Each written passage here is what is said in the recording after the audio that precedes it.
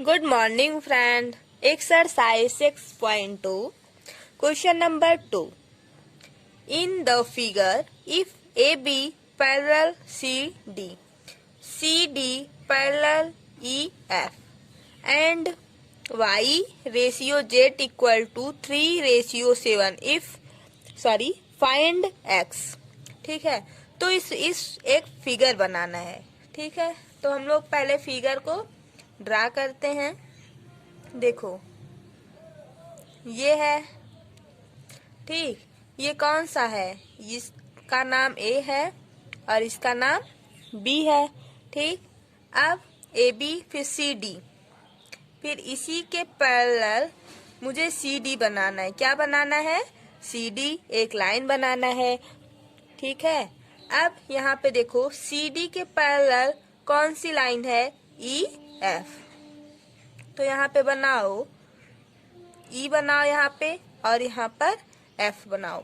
AB parallel हुआ CD के, CD parallel हुआ किसके? EF के पैरेलल हुआ, है ना. तो अब यहाँ पे जैसे देखो, Y ratio Z equal to 3:7 के फाइंड करना है X. ठीक है, तो यहाँ पर एक ऐसे लाइन बनाओ. ठीक, ये आपका X है और ये क्या है? Y है. ठीक, और ये जो है वो क्या है? Z है ना. अब इसमें जो जो गिवन है उसको लिखो पहले.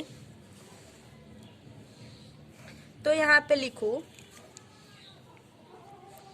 AB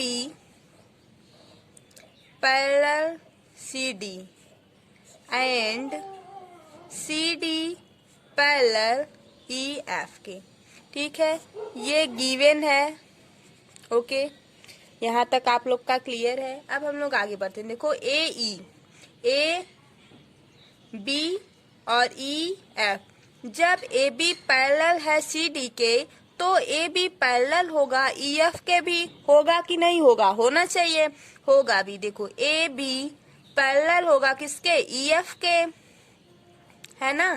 तो ये होगा. कैसे होगा? क्योंकि ये AB लाइन है और ये सेम. देखो, ये जा रही है सीधे, ये भी सीधे जा रही है. इसके और इसके बीच में 90 डिग्री का एंगल बन रहा है ना. और यहाँ पर भी 90 डिग्री का बन रहा है. मतलब AB पैरेलल हुआ CD के और CD पैरेलल है इसके. और हम यह भी कह सकते हैं AB पैरेलल है किसके? EF के, या तो EF पैरेलल है AB के, है ना. ठीक है, अब यहाँ पे लिखो एंगल X, ये वाला जो एंगल है, angle X equal to angle Y के. क्यों? ये क्यों ऐसा होगा? एंगल जो X है वो एंगल Y के इक्वल क्यों होगा? क्योंकि alternate angle, alternate interior angle कल हम आपको बताए थे. इधर अगर इक्वल होगा तो इसके अपोजिट भी इक्वल होगा. ठीक, यहाँ पे लिखो अल्टरनेट इंटीरियर एंगल. ठीक, अब हम लोग क्या करेंगे? बोलो. जो गिवन है क्या? Y ratio Z equal to 3:7 के है ना. अब यहाँ पे देखो, ये Y बाई Z करो equal to 3/7 is equal to K के करो, है ना. अब हम लोग जब K के इक्वल करेंगे तो Y इक्वल टू 3 के हो जाएगा और Z इक्वल टू 7 के होगा. होगा कि नहीं होगा? होगा. तो अब हम लोग आगे बढ़ते हैं. अब यहाँ पे देखो, एंगल Y इक्वल टू 3 के and angle X equal to 7 के. सेकेंड इक्वेशन हो गया.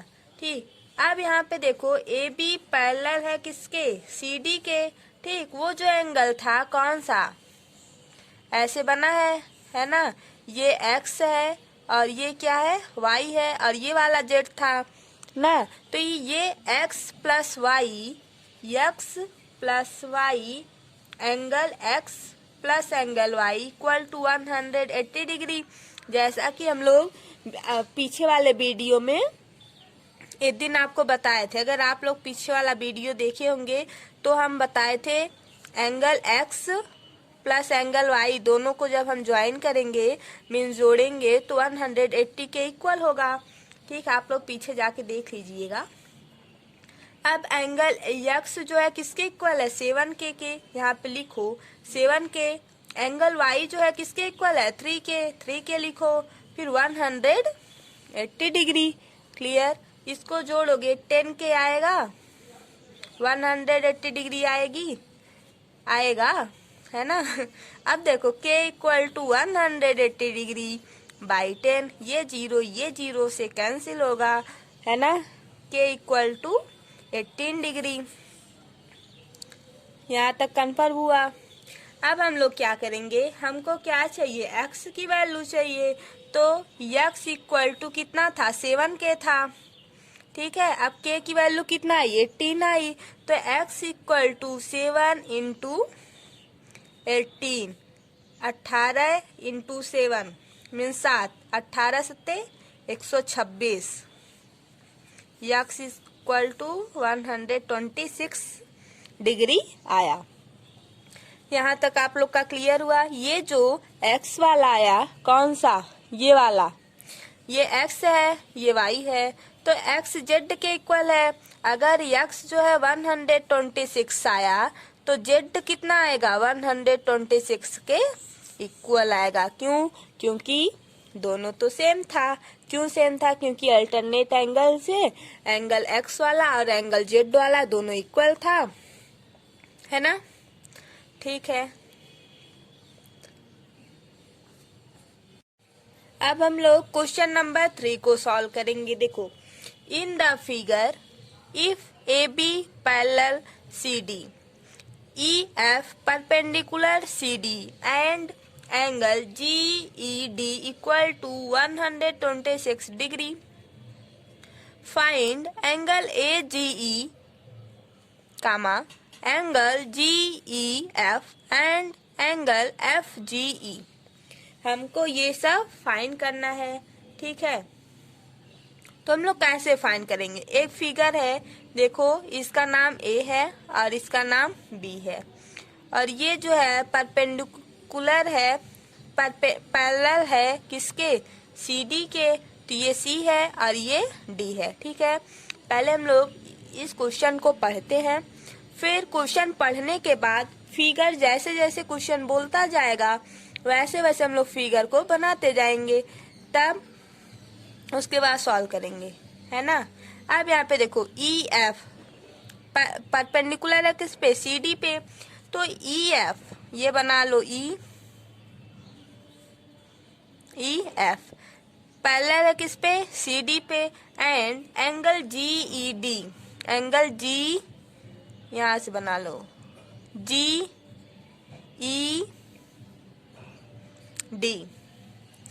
ये वाला जो एंगल है बड़ा वाला यहाँ से यहाँ तक वो कितना है, 126 डिग्री है। ठीक है ना। अब ये वाला जो एंगल बन रहा है, ये देखो जो इस वाले से कर रहे हैं, ये वाला जो एंगल बन रहा है ये तो 90 डिग्री का दिख रहा है ना, दिख भी रहा है और है भी। ठीक, अब यहाँ से देखो एक बात समझो, यहाँ पर AB पैरेलल है किसके, CD के, EF परपेंडिकुलर है CD पर, ये सब गिवन है, लिखने की जरूरत नहीं है, लिख दूं। चलो अब हम लोग एंगल से देखते हैं। ठीक है, यहाँ पे लिख देते हैं AB पैरेलल है किसके, CD के, एंड GE जो है ट्रांसवर्स है, ट्रांसवर्सल लाइन है। ठीक है,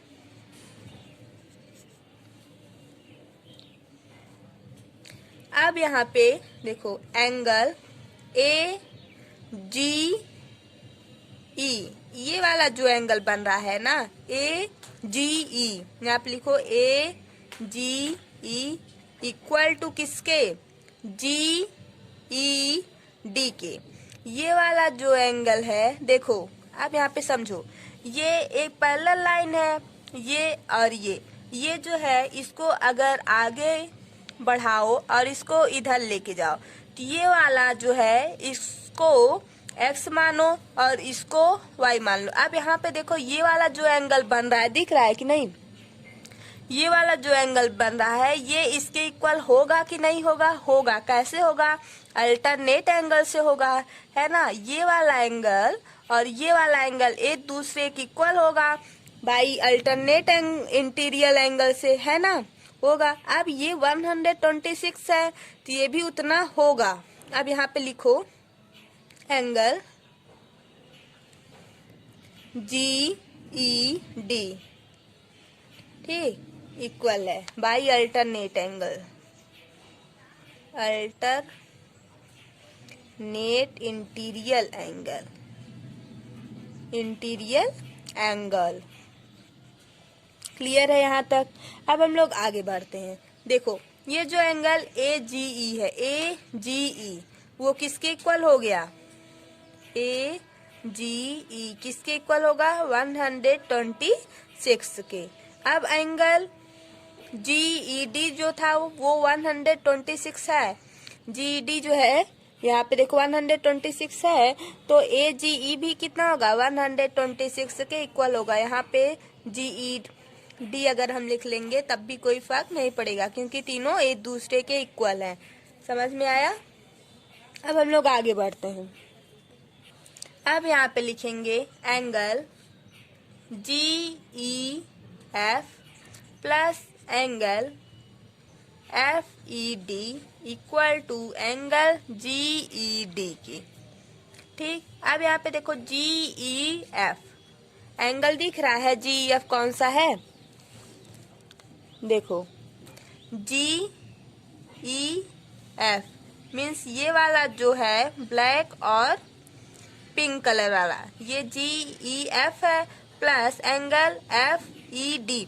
जो ये एंगल FED है वो कितना है? 90 डिग्री है। अब हम लोग यहाँ पर क्या लिखेंगे? एंगल GEF, ये E है, यहाँ पे 90 डिग्री। ये किसके इक्वल था? देखो GED 126 था। ठीक है, यहाँ पे लिखो 126।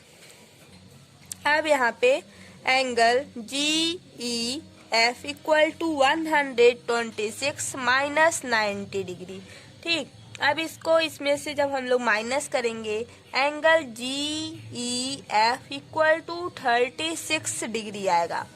एंगल GEF जो है वो किसके इक्वल आएगा? 36 डिग्री के इक्वल आएगा, है ना? अभी तक एक कंप्लीट हुआ। अब हम लोग आगे बढ़ते हैं।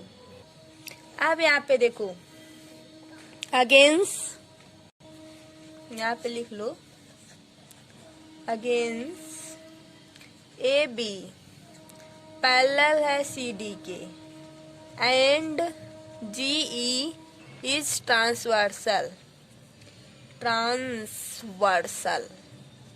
ठीक है, अब यहाँ पे देखो angle FGE plus angle GED equal to 180 degree. दिखाएं आपको एंगल?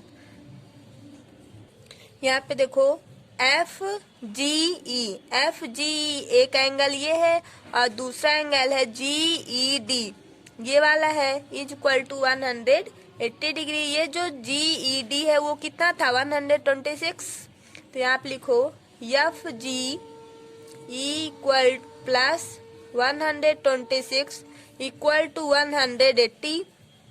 तो angle FGE equal to 180 minus 126 degree. ठीक है, अब यहाँ पे देखो FGE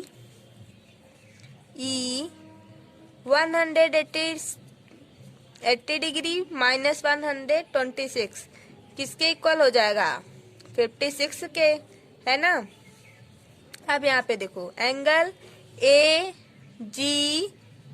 ये वाला एंगल कितना है? AGE किसके इक्वल था? इसके एंगल GED के। तो ये एंगल GED कितना दिया हुआ था, 126 के।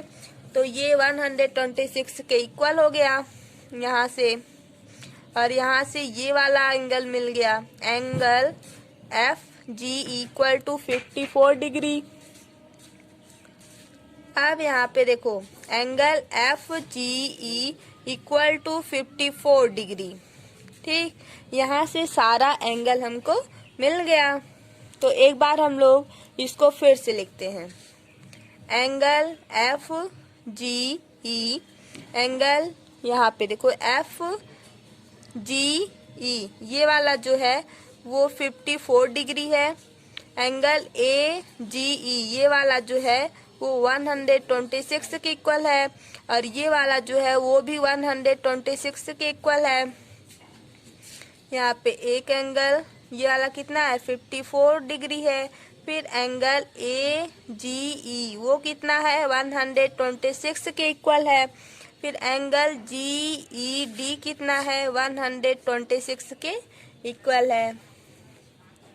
यही तीनों एंगल हमको फाइंड करना था। तो ये आ गया आपका वैल्यू।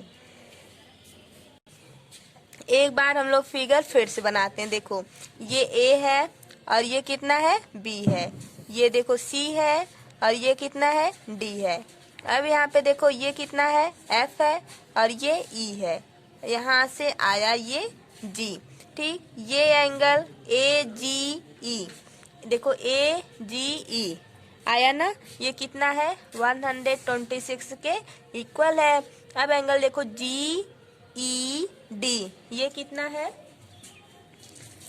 ये वाला एंगल 126 के इक्वल है। ये एंगल इसके इक्वल है, तो जितना ये होगा उतना ये होगा, है ना। अब यहाँ पे देखो FGE मीन्स ये वाला जो एंगल है वो किसके इक्वल है, 54 के इक्वल है। ठीक, ये आपका फिगर हुआ, ये आपको समझ में आ गया होगा अब। ठीक है, थैंक यू सो मच। अगर कहीं आपको प्रॉब्लम हो तो आप कमेंट करके बता दीजिए। ठीक है, बाय बाय।